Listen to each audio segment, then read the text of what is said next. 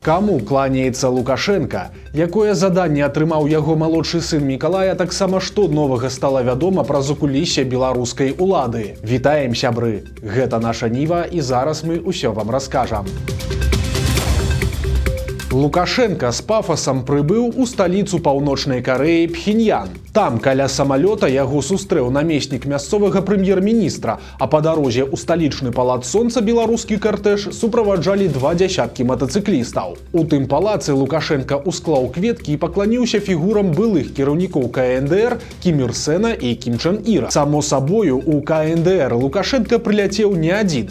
У склад беларускай дэлегацыі увайшлі міністр замежных спраў Максім Рыжанкоў, міністр аховы здароўя Александр Хаджаеў, міністр адукацыі Андрэй Іванец і адказны за аграсектар віцэ-прэм'ер Юрый Шулейка. А таксама прысутнічае і Мікалай Лукашенко, які на гэтую паездку атрымаў ад Пуціна спецыяльнае заданне, якое ахвотна выканаў. Калі верыць Наталлі Эйсмант, то букетик, які ускладае Мікалай да манумента савецкім салдатам, гэта знак пуцінскай падзякі Паўночнай Карэі за падтрымку Расіі ў вайне супраць Украіны. Цікава, чаму гэты жэст быў даручаны менавіта Колю? Канспіролагі ўжо ўбачылі тут своеасаблівае бласлаўленне яго Пуціным як спадкаемца і будучага кіраўніка Беларусі. Іншыя з іроніяй адзначаюць, што Лукашенко старэйшы проста ўжо фізічна не можа так нагібацца.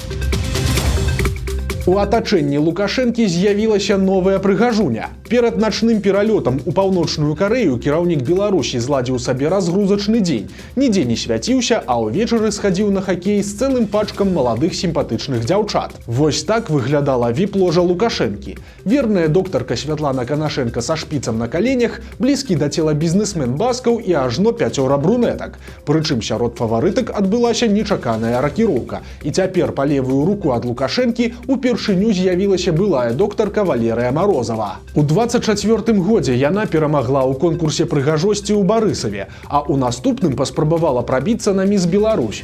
Там яна нічога не выйграла, але ж прыцягнула ўвагу Лукашэнкі, і цяпер выглядае, што Валерыя скончыла сваю медыцынскую кар'еру. Прынамсі, на сайце барысаўскай паліклінікі нумар 2, дзе яна працавала раней, узяць талон да Марозавай цяпер немагчыма. Затое можна знайсці фота Валерыі на сустрэчах БРСМ і нават на мінскай міжнароднай канферэнцыі па еўразійскай бяспецы. Там яна ўжо выглядае як дзяўчына са службы пратакола. На каленях трымае блакнот з афіцыйным беларускім арнаментам, на якім бачная паперка з надпісам «Службовая». Праўда, таксама магчыма, што з Марозавай рыхтуюць новую асабістую доктарку для Лукашэнкі. Усё ж Канашенка не маладзее, ды і шпіц, якога яна нянчыць, раней ці пазней памрэ.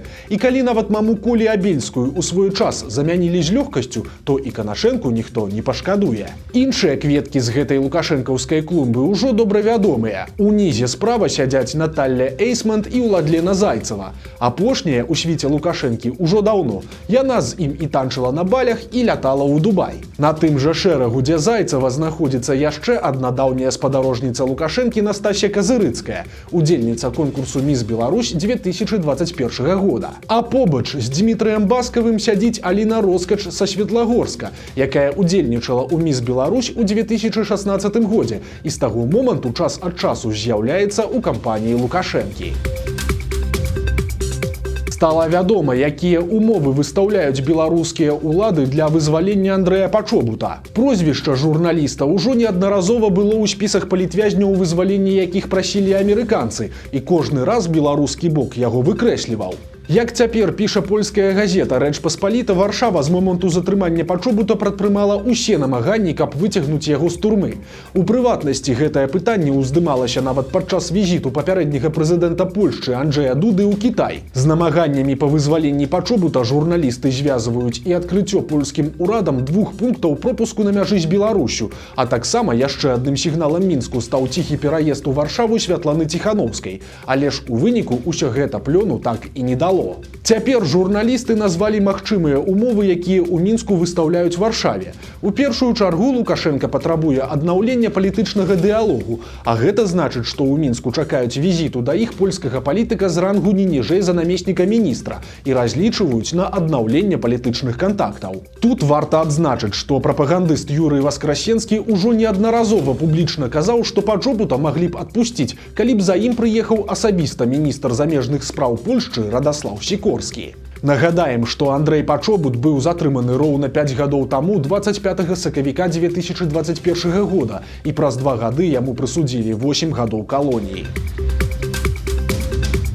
Буйны бізнесмен вярнуўся ў Беларусь і сеў за палітыку. Прадпрымальнік Уладзімір Захараў у свой час валодаў тэлеканалам «Квант» і газетай «Інформ Плюс», а таксама лікёра-гарэлачным заводам «Вінрэал». Калісьці ён нават уваходзіў у топ-200 самых уплывовых бізнесменаў Беларусі. Апошнім часам ён валодаў гандлёвымі цэнтрамі і рынкамі ў Полацку і Новаполацку. Летась мужчына быў затрыманы проста ў аэрапорце па вяртанні ў Беларусь з-за мяжы. Цяпер стала вядома, што Захарова асудзілі за нясплату падаткаў і дыскрэдытацыю Беларусі. Ён атрымаў 5 гадоў пазбаўлення волі і ўжо адбывае пакаранне ў мазырскай калоніі нумар 20. Таксама стала вядома, што арыштавалі палітолага Вольгу Харламаву. Жанчыну вінавацяць у здрадзе дзяржаве, але ж падрабязнасці пакуль невядомыя. Па інфармацыі праваабаронцаў вясны Харламаву змясцілі ў следчы ізалятар. Дзікая гісторыя адбылася ў Гомелі. Там 17-гадовы навучэнец каледжа забіў свайго аднагрупніка. Канфлікт паміж студэнтамі адбыўся падчас праходжання практыкі на навучальным палігоне. Што дакладна здарылася, пакуль невядома, але ў выніку адзін з хлопцаў нанёс нажавое раненне іншаму. Пацярпелага даставілі ў бальніцу, але нягледзячы на ўсе намаганні дактароў, хлопца выратаваць не ўдалося. Нападнікам цяпер займаюцца следчыя. На юнака ўжо завялі крымінальную справу за забойства, і яму пагражае ад 6 і да 15 гадоў за кратамі. Яшчэ адна страшная гісторыя здарылася ў Магілёве. Там будуць судзіць маладую маці, якая зрабіла сваё дзіця інвалідам. 21гадовая дзяўчына так здзеквалася са свайго дзіцяці, што давяла яго да калецтва. Гэтая гісторыя стала публічнай толькі пасля таго, як суседзі пачалі чуць нечалавечыя крыкі, якія даносіліся з яе кватэры.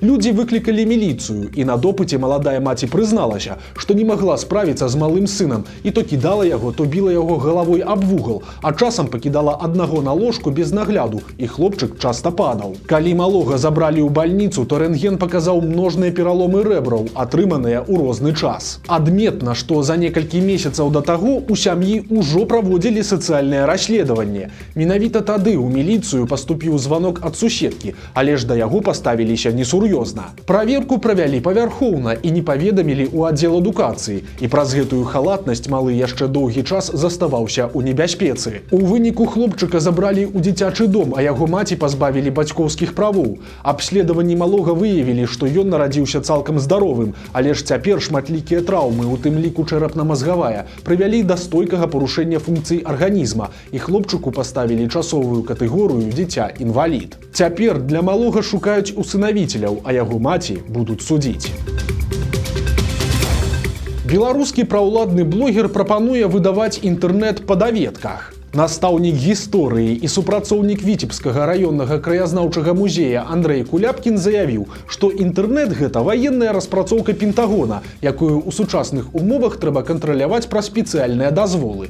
На яго думку, раней ці пазней інтэрнэт у Беларусі будуць дазваляць выключна па даведках, і ён асабіста гэта цалкам падтрымлівае. У некаторых беларускіх паліклініках пачаўся эксперымент. Цяпер здаць аналізы можна будзе на паўгадзіны раней, то бок 6 гадзін 30 хвілін раніцы. З таго ж часу пачне працаваць і рэгістратура. Ідэя заключаецца ў тым, каб пацыенты маглі паспець здаць кроў да пачатку свайго працоўнага дня.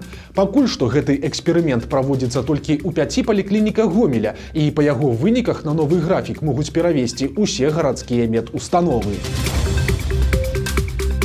Пад Мінскам хочуць пабудаваць незвычайную царкву ў выглядзе велізарнага звона з цыбулінай. Такую капліцу ў гонар праведнай Сафіі Слуцкай прапанавалі ўзвесці на могілках каля вёскі Паперня Мінскага раёна. Яе незвычайная форма, відаць, збянтэжыла нават царкоўных экспертаў, бо пасля ацэнкі праекта быў апублікаваны вельмі стрыманы каментарый беларускай праваслаўнай царквы, у якім адзначаецца, што аўтару выказалі прапановы па далейшым праектаванні капліцы. У практыцы архітэктурных саветаў такая фармулёўка звычайна сведчыць пра тое, што праект не быў зацверджаны ў прадстаўленым выглядзе і патрабуе далейшай перапрацоўкі.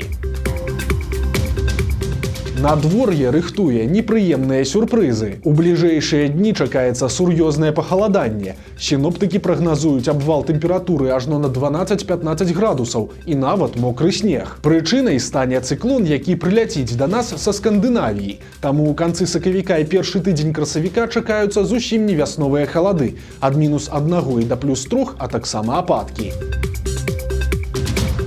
Сёння беларусы адзначаюць Дзень волі. 108 гадоў таму ва ўмовах нямецкай акупацыі у Мінску была абвешчана незалежнасць Беларускай Народнай Рэспублікі. Калі б не было БНР, не было б і БССР, і магло б не быць незалежнай Беларусі. На афіцыйным узроўні Дзень волі ніколі не адзначаўся, а цяпер ва ўмовах татальных рэпрэсій адзначаць яго проста небяспечна. Мы шчыра віншуем усіх беларусаў з гэтым важным днём і жадаем усім нам перажыць цяжкія часы і хутка ўбачыць нашу краіну сапраўды вольнай і незалежнай. Вось такія навіны серады. Подписывайтеся на канал, ставьте лайки альбо дизлайки и выказывайте заўвагі ў каментарах. И, конечно, читайте нашу Ниву, глядите нашу Ниву и любите Беларусь. До сустрэчы заўтра.